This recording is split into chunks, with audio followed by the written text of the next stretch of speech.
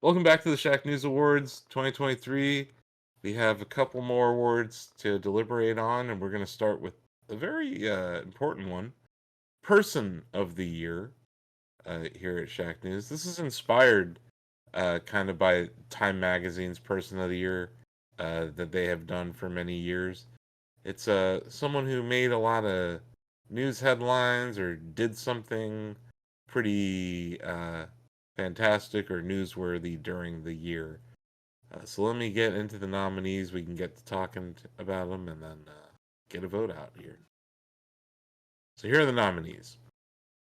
Charles Martinet, the voice of Mario for several decades. Phil Spencer, God Emperor of Xbox.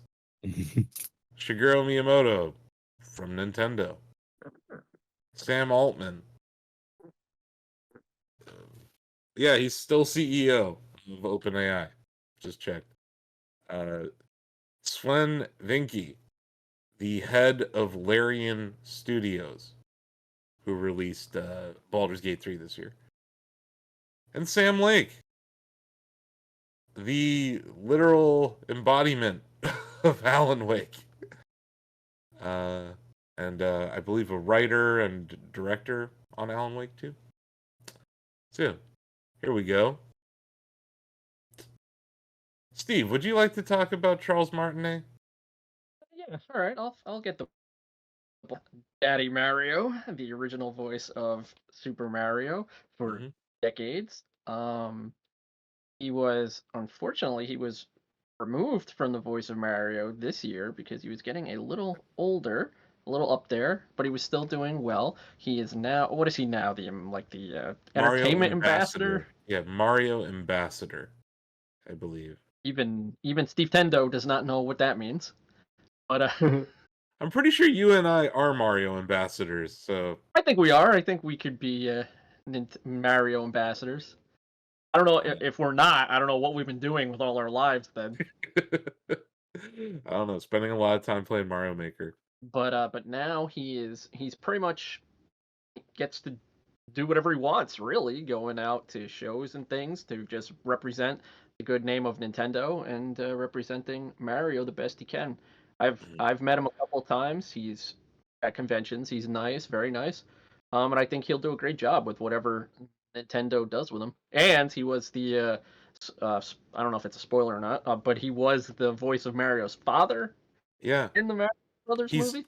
also the voice of Giuseppe in the Mario movie. I don't know if you know who Giuseppe is, but Giuseppe is the proprietor of Punch Out Pizzeria. Oh, the pizza shop. Okay, I know who that is. At the very beginning of the film, there's that person playing Jumpman, that yes. arcade cabinet, and Luigi and Mario are talking about if they sounded too weird in the commercial that they ran. That guy who goes, "It's a perfect." That's also I know who that is. That's also Charles Martinet. So he had two roles in the Mario movie, but I do think there's something kind of beautiful about him playing Mario and Luigi's dad in the film as like his kind of last role in that universe. I think there's something very, very special about that. I think that'll set in more like a couple of years from now when we're looking back and be like, oh, the first voice of Mario was Mario's father in the Mario movie. I think it will hit a little closer then. You know, and if you've sat around and just listened to Shigeru Miyamoto talk about Mario, he's frequently called himself Mario's dad. So it was interesting to see him cast, Charles as Mario's dad in the film. But yeah, awesome nomination. Charles Martinet, I love his story of how he got the gig of Mario for Mario 64, and I think he was in Mario Paint or whatever, but he was like the last person to show up for the audition. They were walking out, and he was like, "Please let me try." And then they showed him a picture of Mario, and they said he's an Italian plumber. Go, and that voice came out, right? And it obviously was different than I think a lot of the other people had pitched Nintendo on. I also think it's. Well, I think it's. Oh, go ahead, Greg. I also think it's like It's absolutely fascinating and wonderful how much of a fan base he got and how popular he got based on just a few one word lines. Like, this wasn't like Mario games aren't like The Last of Us. They don't have multiple like pages of VO. It's usually sound effects, maybe one word here or there, and like that Yeah, just charmed like a nation. It's like that's it was powerful like stuff.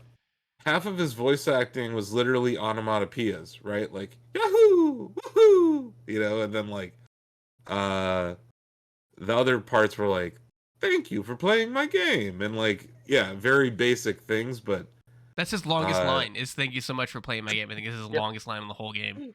yeah.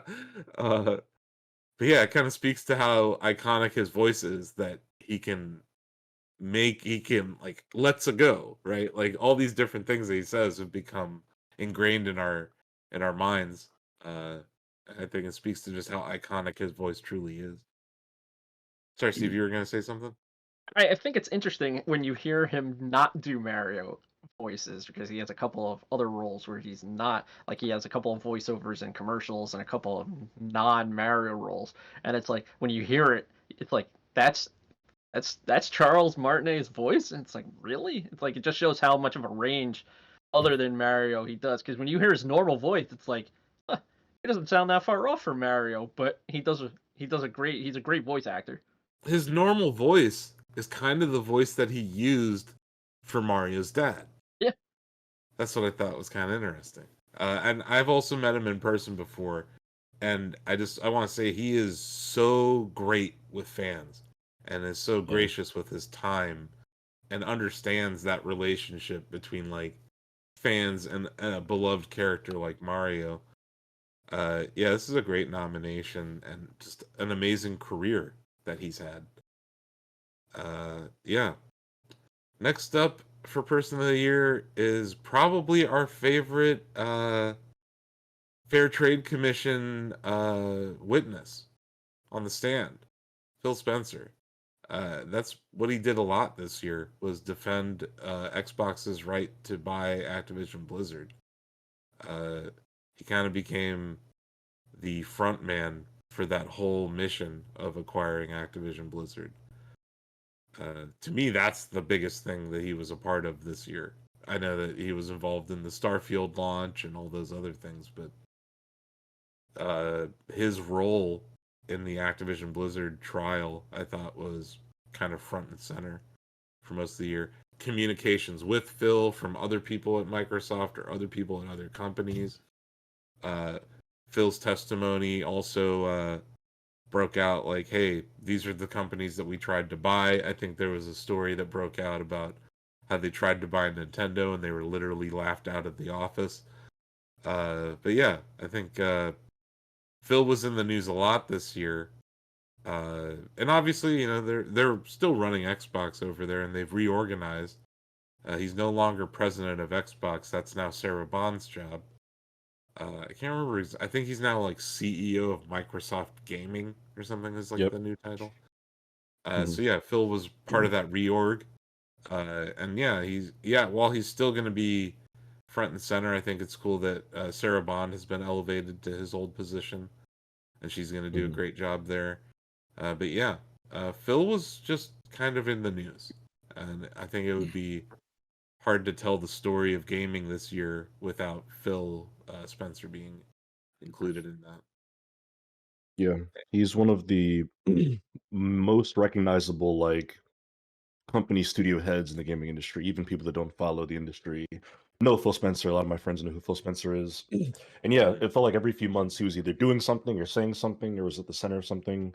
I remember when Redfall came out in the first half of the year, he gave that interview that became a bit notorious because he was just like in the interview you could see he was so distraught. He's just sitting there like, "Yep, that game sucked. We fucked that really bad." Just saying all these things that you usually don't hear CEOs say in interviews. And He said then something that obviously, he said something uh, that really stuck with me. He was like, "You can't just ship great games and expect them to do well." And I was like, "Damn!" like, uh, you should try. You should ship games. You should ship games. Period. Yeah. But yeah, like it was in that it was that I believe it was X Play Donovan that had him on for like a podcast episode or uh, something.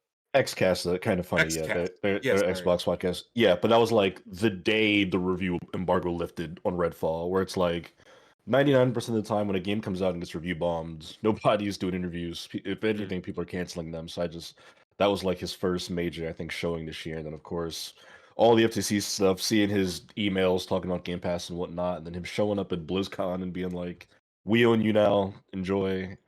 He showed up at just all over the place. like a Square Enix event to announce that Final Fantasy Yeah, 14 was coming to yeah. Xbox. He was Mhm. kind of just everywhere this year. Yep. But yeah,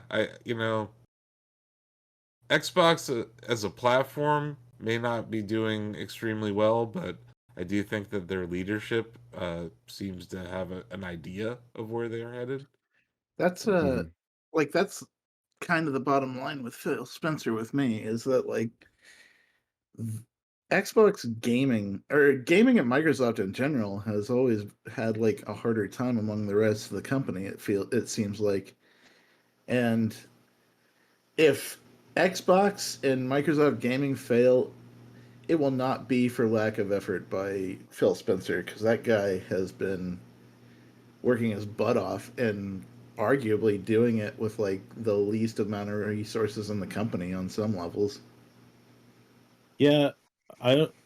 I don't know how you can say they have the least amount of resources when they bought a $70 billion company. Yeah, that's true. But like when you look at the rest of Microsoft and where they put a lot of their priorities compared Yeah. to that, So I wrote about this in Bet on Black in 2020. Like, despite the former Games Group, now Xbox Games, just having a lot of resources, they are the black sheep at Microsoft. And every time they prove themselves, they have to prove themselves again and then Yeah. again and then again. And I feel like, other than Ed Freeze, I feel like Phil Spencer is a really good kind of avatar for Xbox. Like, he does seem like he genuinely cares about games. When I interviewed him for Bet on Black, he was like, I don't know if they told you that, I can't answer any questions, but you can ask me anything you want. Like, he was very open. You feel like you're sitting down and talking with someone who loves games.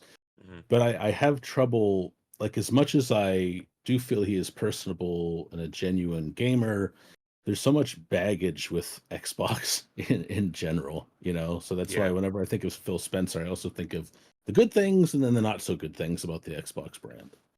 And to be fair, he was not head of Xbox during a lot of those bad days.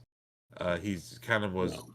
elevated to this position he's in from within, because he kind of shined during that time period. He Where was the other, one putting out a lot of the fires around the time of Xbox One, to the point where Microsoft finally said, yeah, maybe you should do this officially, like Don Metric basically set the Xbox brand on fire during after the Ed Xbox. Freeze did such a good job with it, Yeah, Yeah. the Xbox One, the handling of the Xbox One launch, which was not Phil's uh, No, job. no. Phil came in like afterwards and had to put out the fire. I thought he did Yeah. a pretty good job of that. But yeah, like I'm always going to struggle with people who try to spin Xbox as the little guy, and I watched a lot of the gamer discourse this year really act like they needed Call of Duty because they aren't going to be able to succeed without it. And I'm like, well, you already killed the Gears franchise. You're well on your way to killing Halo. Rare is whatever the hell Rare became. Why do we need to feel confident that they're going to handle Activision Blizzard in a way that won't be terrible?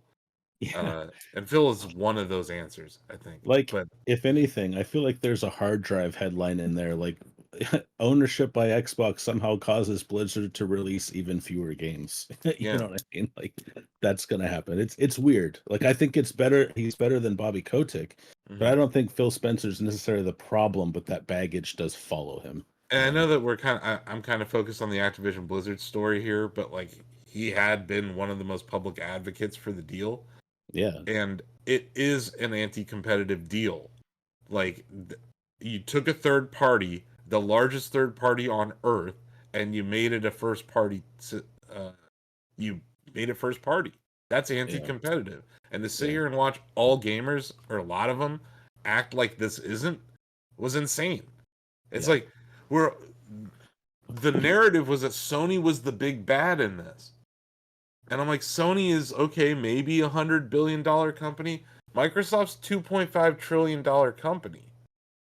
And we're acting like they were the little guy here.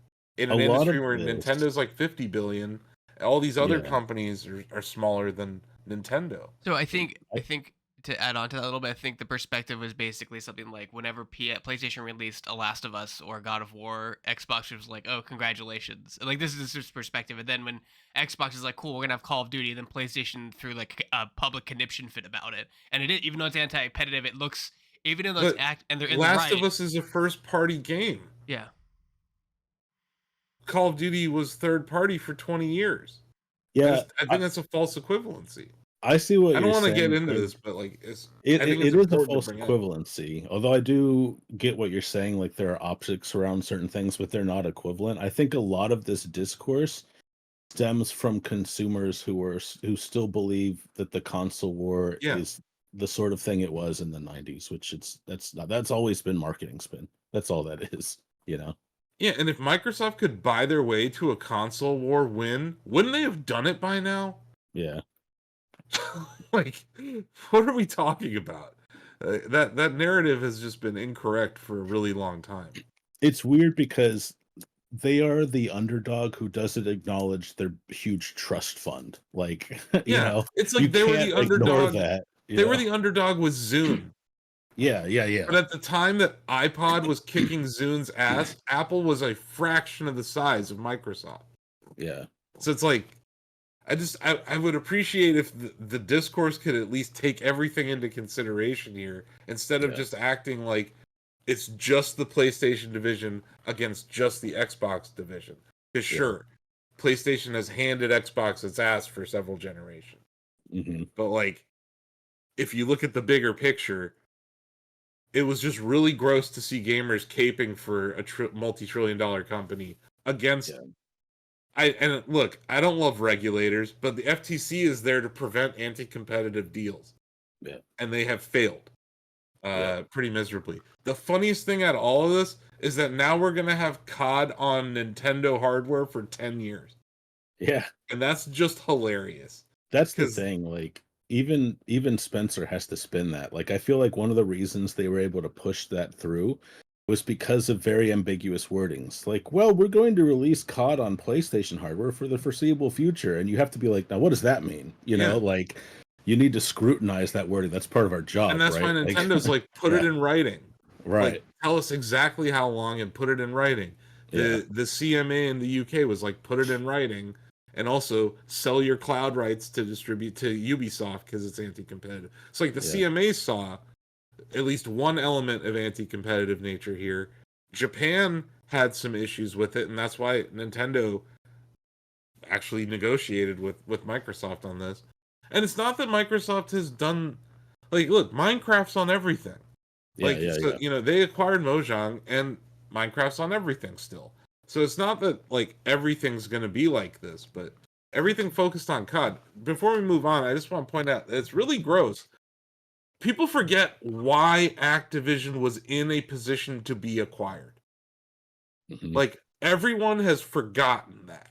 And it was because Bobby Kotick and the board and the management, the higher-ups at Blizzard and Activision ran a terrible company that was abusive to various groups of people. A young woman actually killed herself because of how she was treated there.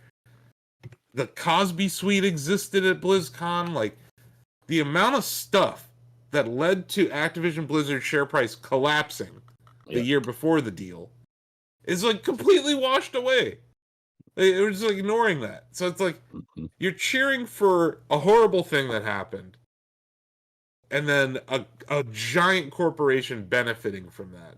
So Phil is kind of the poster child of what Microsoft did and how they took advantage of a situation. He So it's can't like- not be that because of who he is, right? Like good, bad, and ugly. He is the poster child. for And we've that. seen the emails that in the internal discussion at Microsoft about how they are trying to kill their competition through acquisitions and failing miserably, but how they try to do that. So it's like, it was just astonishing to me to see so many people cheerlead this. Yeah. Because you're right, it did go back to console war tribalism, which I'm just not a fan of. I own all 3 consoles. And I I want to play all think the that games. same. And I think that they would rather the discourse be that than have it go back to the reason Activision Blizzard was able to be acquired in the first place. I think Yeah. that if they're going to stoke any sort of discourse, that's the discourse they want, Mm-hmm. because then they can play the underdog story. Like, we're just trying to, and no, that's not And what for you're better or doing at worse, all. the figurehead of that messaging is Phil Spencer. Yep. So that's why he's nominated in this category. Mhm. Because he was like at the center of one of the biggest stories of the last few years in gaming. Mhm. And yeah, he is a very influential person in gaming still. We should probably move on, right? Our next nominee is Shigeru Miyamoto. I can't think of a better nomination. This legend obviously has been the creator of a lot of great Nintendo IP. And now I kind of view him as he's like the guardian of Nintendo IP in their new experiments. So the 2 big things he did this year were the launch of Super Nintendo World at Universal Studios in Hollywood and the release of the Super Mario Bros. Movie, which is the first attempt to bring Nintendo IP to motion pictures since that unfortunate attempt in the 90s. Which, some people like, some people think maybe one of the worst video game adaptations of all time. Nostalgia is a hell of a drug. It's Yeah. grown on me in the past 2 No. decades. It's not No. that bad. Tumors grow on you too, Greg. You The don't- scene where they introduce themselves as Mario and Luigi Mario, Mhm. chef's kiss. A lot of the other stuff, yeah, I don't know. We could talk about that in other categories or in other venues down the road. But the reason that Miyamoto, I believe, is being nominated here are those 2 things. The way that he has curated the Super Nintendo World launches, both in Japan and America, but specifically this year in Hollywood. And yeah, the success of the Super Mario Bros. Movie and how much of an influence that he had on why it was a success. That's why he's being nominated in this category. Does anyone else want to chime in on why Miyamoto rules? I think he's just, to me, he's like the grandfather of the industry. He's here to just be happy and to kind of spoil you. And I love that he also, I think Nintendo takes very seriously the notion of making sure to have the next generation of designers ready. Like, you don't see Nintendo still trying, or Miyamoto still trying to elbow his way in to directing games. He hasn't directed, he's produced a lot more games than he's directed. And I think he knows that his role is as a steward, like, hey, this is Mario, this is Zelda, and here's how to do this. But then he lets people do their thing. He's also credited as a supervisor on F-Zero 99. So yeah, he has. I think that's kind of his role now. Is he kind of walks the dev studio and looks over people's shoulders, and he's still there. The thing that I'm most interested about with his role at Nintendo is that he started as an industrial designer, right? Yeah. A long time ago in the 70s, he was an industrial designer, and he's always been involved in the hardware production at Nintendo. So the controllers, for instance, a lot of the controller design he has had input on because the controller designs frequently informed the design of a Mario game, right? Or whatever the flagship would be for whatever system. So I do think that I'm curious where we're at in this cycle, right? There's obviously new Nintendo hardware coming, what his role will be in that, because it does seem to have shifted kind of away from being hands-on with the game development. So I'm curious about product development, how he's going to handle that. Yeah, I think he's done this for a long time. Like, I've read interviews, I think it was an Iwata Asks, I think, about how Link's Awakening started. That was a Skunkworks project. And every now the developers are like, we don't want to tell Mr. Miyamoto until we have something to show, but he would just stop by like, yeah, looks good. This year, what's important is he's always done that, but this year it's come to the fore. This year we're talking about him doing that. We're seeing him do that, and this has been a build up for years of him just kind of shepherding projects, and not just internally. Like he went to Yeah. Retro Studios and was like, Retro was like, we don't know how to do Samus's force ball. What if we just don't do that? He's like, no, that's not Metroid, and that influence made them think like, well, if we have to do this, how can we do it the best? And he liked it. They were looking for his approval. That's what he sort of inspires all And throughout Nintendo and its subsidiaries. I think we have two really good examples of what you're talking about this year. Super Mario Bros. Wonder, which Mhm. is a brand new imagining of this 2D equation. Yes, he's credited in it, but the people who were taking those risks were definitely the younger designers at the company. And Yeah. F-Zero 99, which in my opinion is a Skunkworks project that had to have been built kind of in secrecy before shown to him, because he Mhm. famously said, I don't really know how we could do something different with the F-Zero IP. And I Mhm. think the devs were like, here's how. And then, he was, like you said, he's not going to have this ego. If something's good, he'll accept it, Mhm.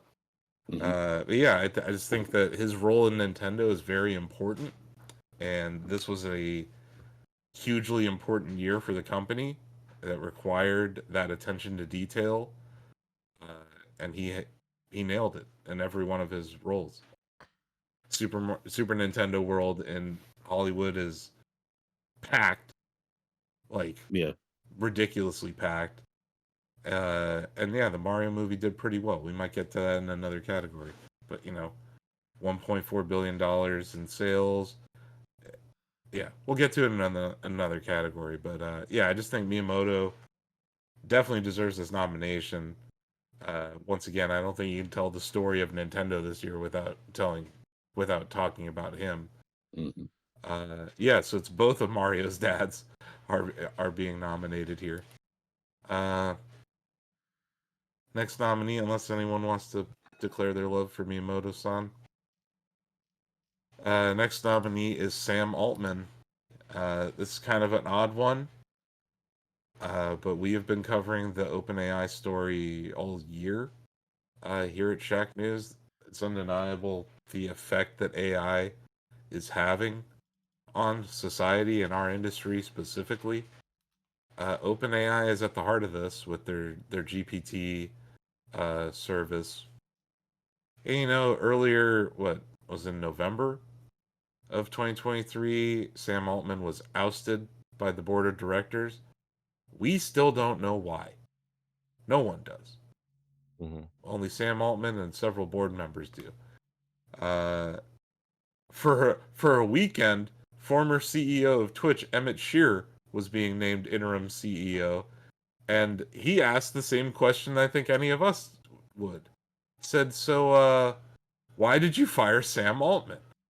And the board was unable or unwilling to tell Emmett why, leading him to say, well, I'm not going to take the job.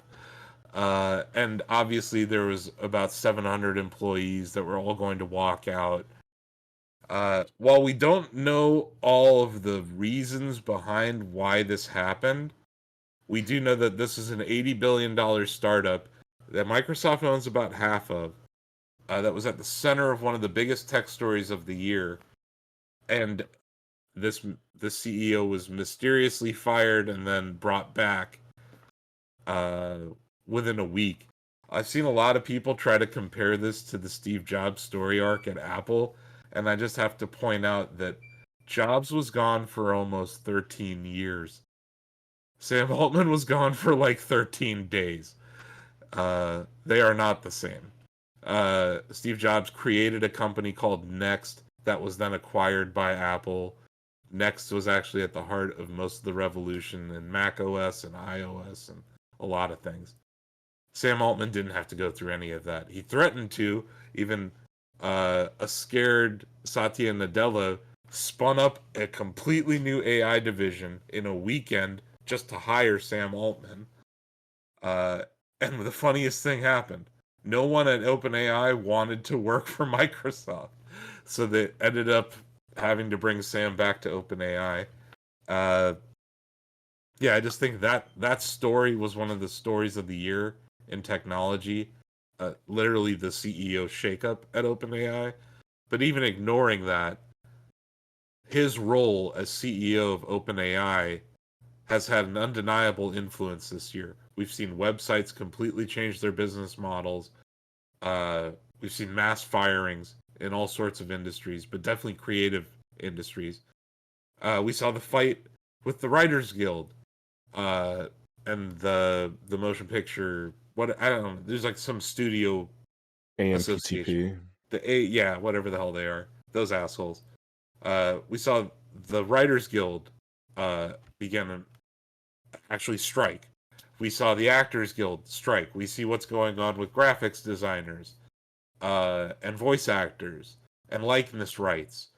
So I feel like AI is one of the stories of the year, and OpenAI and the ethics involved in how they operate, I think, are something that we should all be paying close attention to. Mhm. And Sam Altman is kind of that. He's the poster child of that industry right now.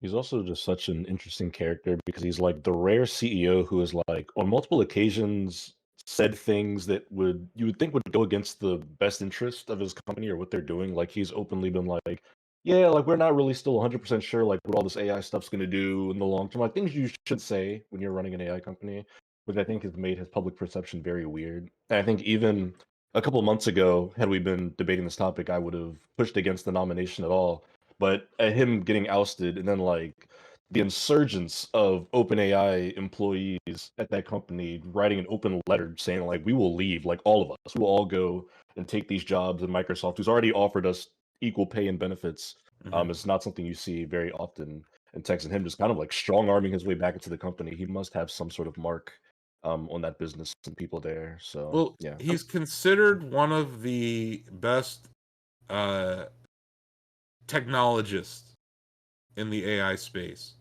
and he comes from the Y Combinator incubator. So he is well liked in Silicon Valley and has been for a long time. So I Mhm. think that was the thing that surprised a lot of people who maybe weren't paying attention to him earlier this year, is that he is a very well liked figurehead in that space. He's also a younger dude. Uh, but yeah, you mentioned how his candid takes about AI seem Mhm. to almost be the opposite of what a seasoned CEO would say.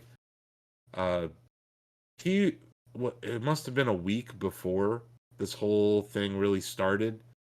He said that OpenAI was going to compensate uh, people for legal battles if an OpenAI result ended up in a copyright uh, Mhm. suit, that OpenAI would pay for the legal defense.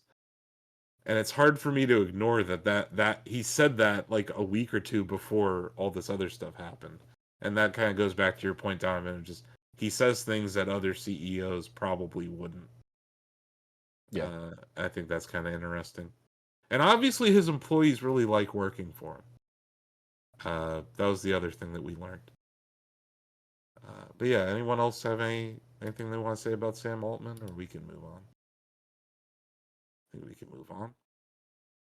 I'm very curious where the AI story is going, because while it became, I would say, a focus this year of media and also Wall Street and also venture capital, uh, I'm curious just what the staying power is of these things. This is obviously a little off topic, but I ask this, and whenever someone tells me AI is going to kill us all or make us all obsolete, I ask the same question. These are all large language model neural nets that are being trained on existing data.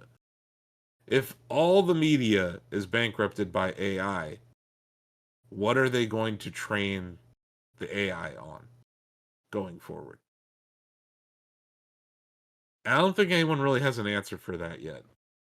But it's a question that I ask whenever AI comes up, especially in the realm of media and creatives. So we'll see. Stay tuned next year. We may actually have an AI of the Year award.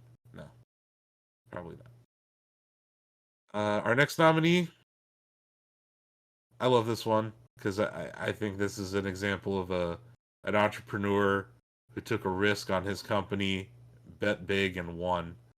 The head of Larian Studios, Sven Vinky. I don't know if I'm butchering his pronunciation. I might be, and if I am, I apologize. But I think that Larian Studios, you can't tell the story of 2023 without talking about Baldur's Gate 3 and the bet that they made on themselves as a company to self-publish this game, to release it in early access, to listen to their fans, uh, to spend 6 years on this game, and to staff up the size they did. Uh, I think Baldur's Gate 3 is an amazing achievement in 2023 in gaming, and yes, Swen is at the center of that, and obviously the leader of that team. Donovan, I saw you nodding. Anything you'd like to add? Yeah, Swan is great. It just seems like a cool personality. You can tell that like the team at Larian really loves him and has a genuine confidence in him, which probably isn't the case for every CEO of a video game studio. Also, just what Larian has managed to accomplish with Baldur's Gate 3 after working on that game for many, many years and finally deciding that it was time to deliver it when they did in a year that was packed with AAA releases, that they would have had every reason to push this thing to 2024. I mean, the dude wore a suit of armor to accept the Game of the Year at the Shacknews Awards. Um, he seems like an excellent leader of a studio. There's a reason that not just Baldur's Gate 3 is being celebrated, but like Larian Studios as a developer and a publisher has been given a lot of flowers this year, and I think he's probably a huge part to thank for a lot of that success. Yeah, because it has come out that they could have taken a deal to maybe publish it on on Xbox first, or but the decision to make it multi-platform, the decision to self-publish, I think is a huge deal. Uh, and just getting it right, you can bet on yourselves and not win sometimes, but to bet on yourself and win, I think is why he really sticks out this year. I think it's been cool to see how they've been communicating since launch too. Like this is it's a very tight knit company over there, and yeah, I'm happy for everyone at Larian Studios, but I'm happy for Swen because I know that he's probably had to make some very difficult decisions in the last few years, and to see them pay off, yeah, just awesome, and yeah, seems like a great leader. It's It's kind of similar. Oh, sorry. Go ahead. it really feels genuine how much he cares about the company, his people, like even the fans. The armor, like people are like, "Oh, that's so zany. He's wearing a suit of armor because fantasy fiction." What people might not know is that he like that was like an in joke throughout all of the developer diary videos. Is he was wearing that armor throughout a lot of them, and it was just everybody loved it. Everybody loved seeing that armor, and just like that was his way of signaling to the fans that like I see you. I saw how much you liked it, and so of course I brought it out to the Game Awards.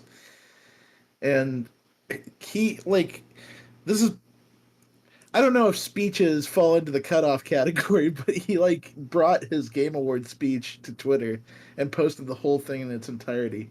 And one of the things that stands out to me about his speech is that he takes like two full tweets out of the 16 he posted specifically to call out the QA team, the localization team, the customer support team, the people, the playtesters, the people that we have been seeing getting fired left and right this year, left out to dry. And like to take his opportunity and like address that these games don't happen at this high of quality without those people is I think really genuine and really cool on his part. Yeah, he's an excellent leader, and it would be nice if you had longer than 30 seconds to accept an award. But yeah, Jeff Keighley's got ads to run, dude. So we got to keep it moving here too. Uh, And then, like, not to I, mention, he's something I think we lack nowadays in the U.S. anyways. rejuvenating content or revenue from past projects to create something new and original, or just something new in general and high risk. We don't see that a lot. It's still done, but not as much. They used their money from their Divinity Sin games to roll into Baldur's Gate, and they finished the funding through early access money. Mhm. So that's even wilder. Like, they just kept reinvesting into themselves as a company. I know some indie studios that operate the exact same way. It's the last project funds the next project, right? And it's the business model. Is literally how they build their business. So once again, he deserves, and the rest of the executives running Larian deserve a lot of credit for how they've operated in that in between time, because there isn't a whole lot of money coming in between Divinity Original Sin 2 and Baldur's Gate 3. So to get through the uncanny valley without having to tap outside financing resources and then doing it with early access, not many franchises could have done this. Not many companies could have done this. It's really, I think, one of the most important stories in gaming this year is the success of Larian Studios. And obviously Swen's at the center of that. Not that different, but kind of. Sam Lake, our next nominee. Mhm. Obviously, Alan Wake 2 doesn't get made unless Epic Games Store writes them a check. So there is that publishing deal that was required to make Alan Wake 2 a reality. But you can tell, boy, has Sam Lake been thinking about this game for a very long time. And as creative director at Remedy, he went so damn hard. Like, Alan Wake 2 is I wild. I genuinely don't know if anybody has ever had more fun directing a video game than Sam Lake did on Alan Wake 2. Just like him in every interview, he performed on stage with people from the game, just smiling and laughing in his suit. It's something you never see from a director of a video game. Also, like to kind of zoom out and look at this full picture, like I just actually learned this on Twitter a few days ago, but like he put out a video almost a decade ago where he told fans like, "Hey, I know a handful of you guys really loved Alan Wake. Not looking like a sequel's gonna happen. Just Yeah. resources, finance wise, it's not really in the cards. Thank you for your support. We're moving on to like our next thing." And to like be able to come full circle a decade later, yeah, you take the Epic Games money, whatever, and to not just make Alan Wake 2, but to like just leave nothing on the table in doing it is admirable, I think. He didn't have to go that hard. He really didn't, but No. he did, and I so appreciate it. Like, you're just like, God damn, that's a hell of a video game. That is a hell of a video game, and it's Mhm. unique as hell.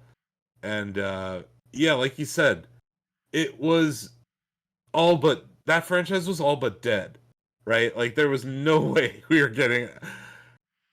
I know Yeah. I'm the eternal optimist that thought we were gonna get an F-Zero game. You never heard me talking about Alan Wake 2 being in the next game that we were gonna hear about.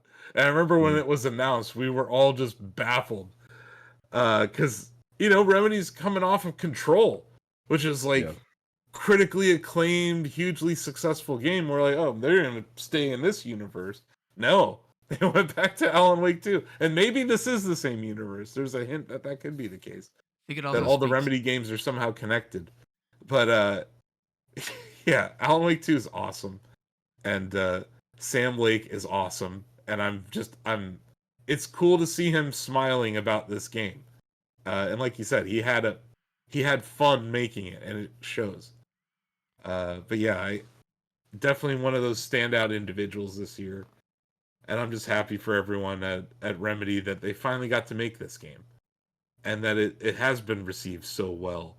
Because Alan Wake 1 wasn't that big of a game, like it wasn't. It was cool and different at the time, and I think this game's cool and different also. But yeah, Sam Blake being the creative behind that definitely deserves this nomination. I think it speaks volumes as well, like having to make a game with such a narrow scope and have to stretch your budget so thin that you can't even release a physical version at launch. That's how Yeah. tight your budget is. And just for some perspective, like that's money lost on the table because Walmart, GameStop are going to buy a few million copies of your game, and that's revenue right off the top you're going to get no matter what. And when you don't do that, it's an even bigger risk that you only have Yeah. a digital store at Epic and then Xbox and PlayStation, and that's it. So it's just another one of those like really risk taking moves that he decided because he was passionate about the project. Yeah, and I think it was also just probably part of the Epic deal where they wanted some kind of time period of exclusivity on PC and yeah, all these other things. But yeah, I don't know if not having a physical release is as important when you're on Xbox and PlayStation. Uh, but no, it's worth noting that they weren't able to do that. And that honestly just means that Epic Publishing was kind of cheap. Like they weren't maybe dumping all the money on the table like they had in the past with some of these other releases they've done. Obviously, like we noted it during the Game Awards, like if you look at the Game Awards 2022, Epic Game Store was all over the place. You look at this year in 2023, not a word about it. So I think that Alan Wake 2 might be that final push from Epic Games when it comes to making that store relevant. It's certainly a fine launcher for Alan Wake 2 these days. I've been using it for that. But yeah. What do you say? Should we get to voting? Cool. I'm gonna start with David. These are all great nominees, but I have to go Shigeru Miyamoto. Yeah. Donovan. I'm going Sam Lake. This is gonna be interesting. Greg. Oh God, it's so hard. Okay, it's between Sven and Charles Martinet, and I can't decide who. Oh Do you want to God. use your first pass? Yeah, my first and only Coin pass flipping is that I've not used. unheard of here at the Shacknews Awards. Oh man. Pull the I Odyssey and flip a coin. don't recommend it, Yeah, but it's too hard right now. I'm still thinking. last time we've coined a flip or flipped a coin. Coin to TJ. flip. Yeah, coin to flip. Coin I to go with flip. Charles Martinet. I think all these people are really incredible, but like Martinet is, by all accounts, leaving behind an incredible legacy and just so many decades of serving up smiles and laughs and joy. And if this is the last year that we ever get to vote for him, then this is the one I want to make sure I vote for him. That's good reason. Steve. Oh man, this is probably one of the tougher ones that I've had to decide between for Yeah. the whole deliberations. I'm torn between. I think we all know Miyamoto and Charles Martinet. I think we'll probably have another Mario movie at some point Yeah. to say Shigeru Miyamoto was the reason behind that. So I think I'm gonna go with who I was going with the whole time, Mr. Charles Martinet. Yeah. He's the Mario. Yeah. No, I know the feeling that you just kind of described, Steve, I'm also going through, right? Like as I absolutely love Shigeru Miyamoto and I think Charles Martinet he's like his voice is going to be in my head forever. Oh, ever. You know what I mean? So like and he's been the voice of so many things that were a huge part of my, younger life. So yeah, despite everything that Miyamoto did this year, I'm gonna vote for Charles Martinet. Because like I think TJ put it perfectly. Uh, we're celebrating his whole career with this award, but also how it ended, which was with class and uh as Mario's dad's voice. Like I just think of that last line that he says in the film. He's like, "These are my boys," like that's a great way to call a career, in my opinion. Uh, yeah, and just like they let him hand the torch, like they let him pass it. It's not just the end of him as Mario's voice. He's the voice of Luigi. He's the voice of Wario. He's the voice of Waluigi. Uh, Countless other characters, and yeah, we'll hear his voice for years, just playing these games that we loved from the past, and that's like a timeless thing. But yeah, his career coming to an end, yeah, I think it's his year to win this award. So Greg, So out of all the nominees here, I feel like all of them still have more chances to be on a list in the future at some point. But yeah, like Charles Martinet, like his impact on the industry will be felt for decades, and this is the last year that we'll see him as Mario and as the voice of Mario, and I think that's a big deal. So I'll do Charles Martinet. I'm going to the absentee ballots. Bill also voted for Charles Martinet. Let me see what else we got here. Ozzy voted for Charles Martinet. Sam voted for Sven.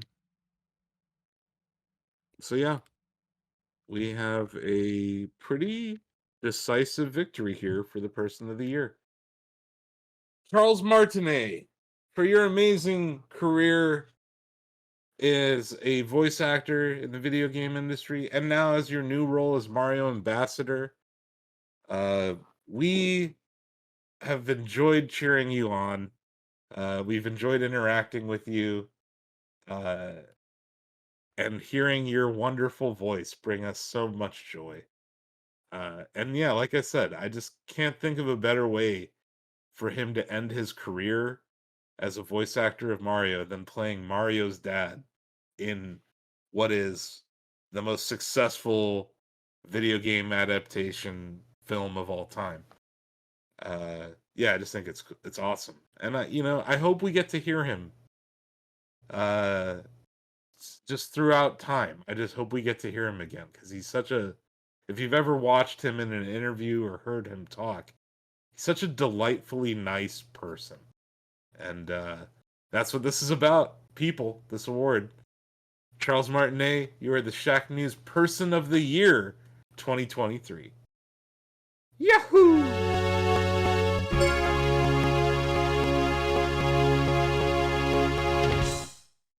Thank you so much for playing my game.